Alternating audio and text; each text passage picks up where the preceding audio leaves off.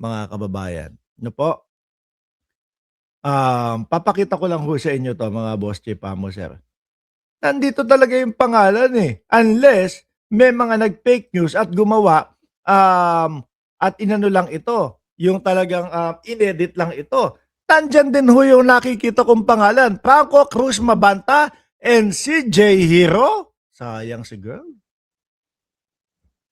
Kapagka nahuli, nakuha, naaresto, ay yung mga yobmot ng sa oblo ang makikinabang. Ano? Nanghihinayang. JJ Bar at I am Batman. Oh. Share pa shoutout kay Oba Femi watching from USA from Team Mavericks. Oh. Ayan nakasulat Robert Franco Cruz Mabanta and CJ Hero for extorting money from respondent, no? Ayan, Cruz Mabanta and CJ Hero as well as all other person found liable and other relief, no? And remedies are just equitable under the premises daw ho, mga kababayan. At ito yung paliwanag nung lawyer ni CJ Hero. Naku, pero kapag, yun nga yung sinabi ko, pagka nakuha yan, nahuli, at magagaya doon sa kinahinatnan nitong si Franco Mabanta, naku, buenas na mga yobmot doon sa loob ng kulungan. Ano? Fake news. So, yan. Pero ma'am, ang tanong lang po natin, nasan si CJ Hero? Bakit hindi siya yung nagpapaliwanag? No? Yun yung unang tanong. Kung sinasabi ninyo o kung sasabihin ninyo dito sa salaysay ninyo na walang pananagutan o hindi kasama o mukhang tinatakot nyo pa yung mga magko-content kay CJ Hero, eh bakit hindi siya yung nagpapaliwanag dyan? Eh bakit deactivated yung kanyang mga social media? Pero sige, pakinggan ho natin mga kababayan. that's something I really want to clarify.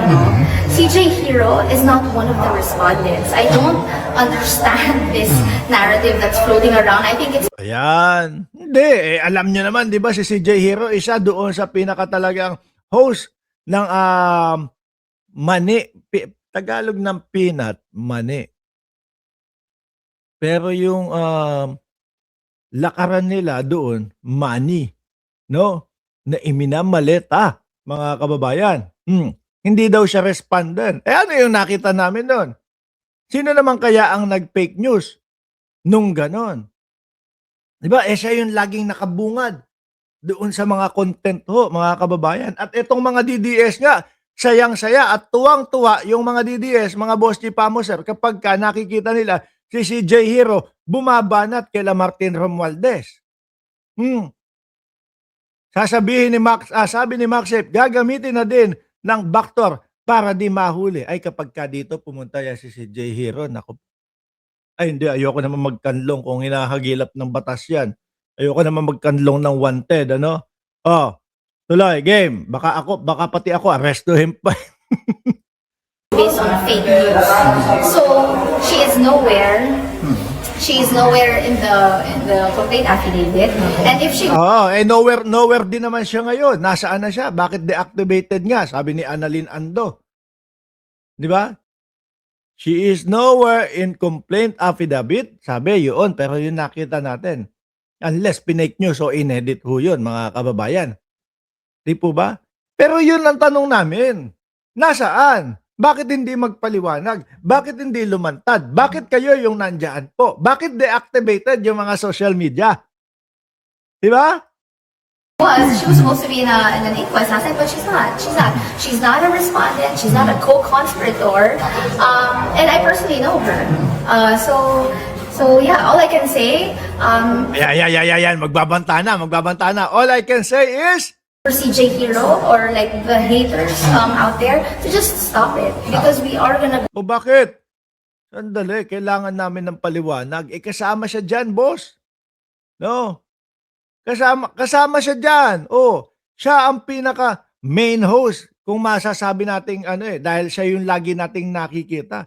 Kailangan namin ng paliwanag dyan. Go after this fake news. These fake news that are floating around. We're gonna go after the libelous posts against her. Wow. Mukhang madami kayong pambayad ng lawyer, Mukhang madami ho silang pambayad ng lawyer, mga kababayan, kaya gano'n. Hahabulin namin yung mga nagpe-fake news about kay CJ Hero. Ako, binlag ko kahapon. Nagtatago si CJ Hero, may question mark. Pero mukhang nagtatago naman talaga eh. Di ba? Kasi nasaan niya yun? Nasaan niya yun, mga kababayan, yung host ng ano tawag diyan? Peanut Gallery, Maleta Network. And she's a woman of character. She's a journalist with credibility and integrity. So definitely.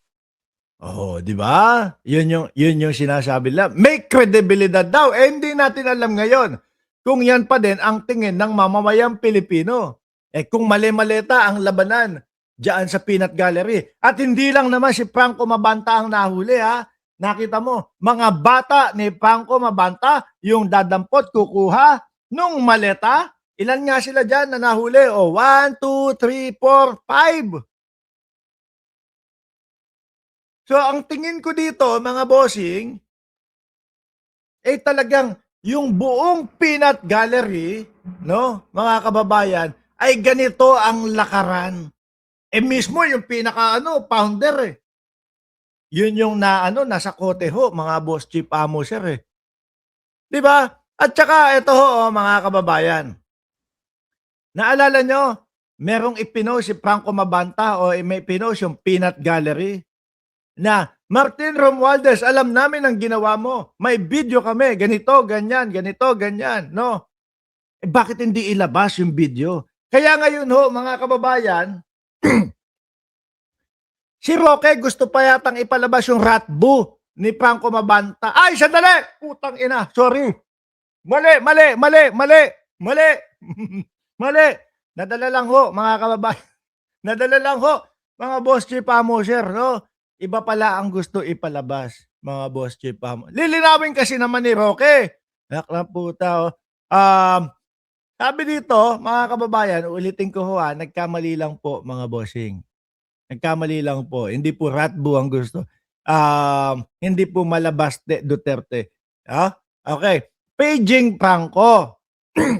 Sabi, Paging Franco, ilabas mo na kasi naman pabitin tong si Roque kapag ka nag-post eh. Kaya kung ano yung naiisip natin eh. Akala natin sausage, mga kababayan. 'Di ba? Paging Franco, ilabas mo na kasi. Ano pa ilalabas? Alam niyo mga bossing, ito lang yan, napakasimpleng logic lang po niyan, mga kababayan. 'Di ba? John Argalera,